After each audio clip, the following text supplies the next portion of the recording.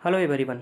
आज के इस वीडियो में हम बात करने वाले हैं उत्तर प्रदेश पुलिस परीक्षा के पॉइंट ऑफ व्यू से महत्वपूर्ण भारत के बंदरगाह के बारे में। तो चलिए फ्रेंड्स, समय को वेस्ट न करते हुए हम स्टार्ट करते हैं। अगर अभी तक आपने हमारे चैनल को सब्सक्राइब नहीं किया है तो प्लीज़ आप हमारे चैनल को सब्सक्राइब कर लीजिएगा। तो चलिए स्टार्ट करते हैं, क्विक रिवीजन करते हैं, काफ़ी इंपॉर्टेंट है आपके एग्जाम पॉइंट ऑफ व्यू से। तो सबसे पहले आप, जैसा कि आपको पता है, भारत के प्रमुख बंदरगाह, भारत कुछ इस प्रकार से प्रायद्वीपीय भाग है। तो पूर्व वाला हिस्सा पर कुछ बंदरगाह बने हुए हैं और जिधर मुंबई है यानी कि पश्चिम साइड में कुछ बंदरगाह बने हुए हैं।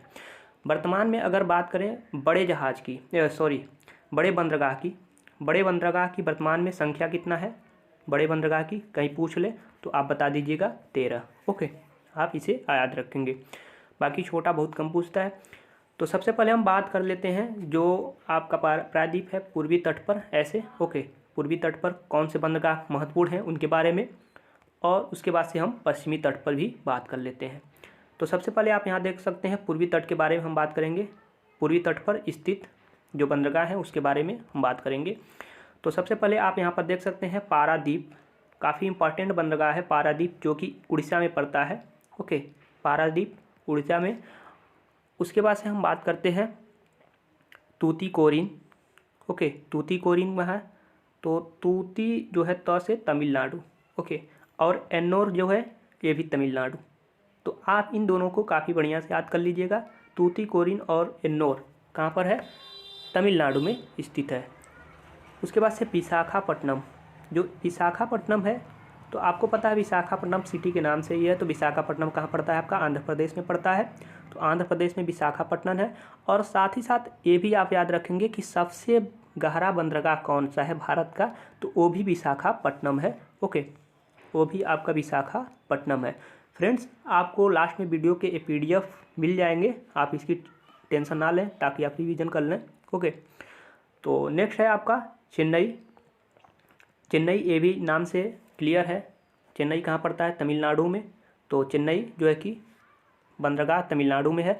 और चेन्नई बंदरगाह की सबसे खासियत क्या है कि ये सबसे पुराना, याद रखेंगे, सबसे पुराना कौन सा है? चेन्नई। और सबसे पूछे कृत्रिम बंदरगाह कौन है? प्राकृतिक नहीं है, कृत्रिम, मानव द्वारा निर्मित है, इसी को तो हम कृत्रिम बोलते हैं। तो कृत्रिम बंदरगाह सबसे बड़ा यानी कि कृत्रिम बंदरगाह कौन सा है? वो भी आपका चेन्नई है और सबसे पुराना भी है। और सबसे गहरा कौन सा है? विशाखापट्टनम।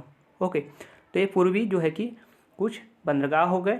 पूर्वी तट पर कुछ हम बात कर लेते हैं लैगून। लैगून मीन्स क्या होता है कि मान लीजिए ऐसे आपका अपना देश है। ओके, ऐसे अपना देश है, तो आप कभी देखे होंगे कि जो अपना देश है कुछ ऐसे करके ऐसे करके ऐसे ऐसे, तो ये जो समुद्र का जल होता है, ये जो समुद्र का जल होता है ये, तो ये धीरे धीरे जैसे मान लीजिए यहाँ पर ऐसे इसमें भर जाता है। ओके, अंदर की तरफ, तो इसके कारण से पतला सा रास्ता, तो इस वाले पोर्शन को हम झील बोलते हैं। और क्योंकि ये समुद्र का ही पानी रहता है तो जाहिर सी बात है खारा होगा। तो खारा झील भी जैसे कि उड़ीसा में पड़ता है चिल्का झील। ओके, तो वो भी आपका खारा झील ही है। ओके, जो इससे बने होंगे, तो इसको हम लैगून बोलते हैं। ओके, खारे पानी के झील को लैगून। तो पूर्वी तट पर कौन कौन से प्रमुख जो झील हैं उसके बारे में हम बात कर लेते हैं। उसके बाद से हम बात करेंगे आपका नेक्स्ट।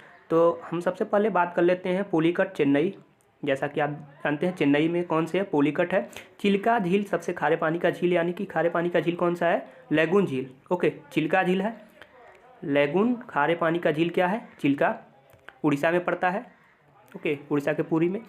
कोलेरू, कोलेरू झील कहाँ पर है? आंध्र प्रदेश। आप याद रखेंगे, ये भी एक लैगून है। हालांकि हम जो इम्पॉर्टेंट झील हैं उसको भी हम डिस्कस करेंगे अगले वीडियो में। तो चलिए हम नेक्स्ट हम बात करते हैं पश्चिमी तट पर कुछ इंपॉर्टेंट बंदरगाह। पश्चिमी तट पर कौन से हैं? सबसे पहले कांडला। कांडला काफ़ी इंपॉर्टेंट बंदरगाह है। ओके, कहाँ पड़ता है? गुजरात में पड़ता है। और इस बंदरगाह को हम किस बंदरगाह के नाम से जानते हैं? ज्वारी बंदरगाह। ओके, ज्वारी बंदरगाह पूछ सकता है कि ज्वारी बंदरगाह को किस नाम से जानता है? कौन सी बंदरगाह को हम ज्वारी बंदरगाह कहते हैं? तो कौन से बंदरगाह को कहते हैं? कांडला बंदरगाह। कहाँ स्थित है? गुजरात में स्थित है। साथ ही साथ कांडला बंदरगाह पर सबसे ज़्यादा मुक्त व्यापार होता है। कौन सा व्यापार होता है? सबसे ज़्यादा मुक्त व्यापार जो है कि हमारा जो है कि कांडला पर होता है, कांडला बंदरगाह पर। उसके बाद से मुंबई बंदरगाह। मुंबई बंदरगाह कहाँ है? महाराष्ट्र। ओके, नाम से ही सजेस्ट है। और सबसे बड़ी बात है कि मुंबई जो बंदरगाह है सबसे बड़ा भारत का बंदरगाह यही है, आपको याद रखना है। सबसे बड़ा भारत का बंदरगाह मुंबई है और सबसे व्यस्त भी है। ओके, आपको ये भी रखना है कि सबसे ज़्यादा व्यस्त बंदरगाह कौन सा है, मुंबई बंदरगाह। मुंबई में और भी इंपॉर्टेंट बंदरगाह हैं, वो कौन कौन से हैं अभी आगे हम डिस्कस करते हैं। सबसे पहले हम बात कर लेते हैं मार्मगोवा, ये भी गोवा से स्पष्ट है, तो मार्मगोवा आपका गोवा में पड़ता है। उसके बाद से मंगलुरु आपका, जैसे कि मंगलुरु आपका, मंगलुरु सिटी भी है कर्नाटका में। ओके, तो मंगलुरु कहाँ पड़ेगा, कर्नाटक में। नेक्स्ट है कोची बंदरगाह, आपको कोची बंदरगाह केरल में पड़ेगा। और सबसे बड़ी बात है कोची बंदरगाह की कि ये सबसे बड़ा सीप यार्ड बंदरगाह है। कौन सा बंदरगाह है, सीप यार्ड बंदरगाह सबसे बड़ा भारत का कौन सा है, तो आपको याद रखना है कोची बंदरगाह है, जहाँ पर पड़ता है केरल में। नाहवा सोवा, नाहवा सोवा कहाँ पड़ता है, एक तो मैंने मुंबई बात कर लिया, दूसरा नाहवा सोवा, नाहवा सोवा महाराष्ट्र में, क्योंकि हमने आपको बताया कि सबसे व्यस्त था, यहाँ पर काफ़ी व्यस्त बंदरगाह है मुंबई। इसकी व्यस्तता को, भीड़ को कम करने के लिए, लोड को कम करने के लिए एक अलग से बंदरगाह बनाया गया, उसी को नाहवा सोवा बंदरगाह कहते हैं। हालांकि नाहवा सोवा को हम जवाहरलाल नेहरू बंदरगाह के नाम से भी जानते हैं, आप इसे याद रखेंगे, ये भी महाराष्ट्र में पड़ता है।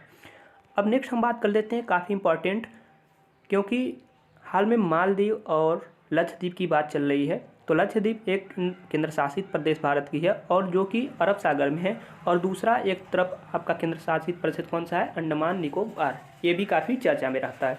तो इस कारण से ये काफ़ी इम्पॉर्टेंट हो जाता है।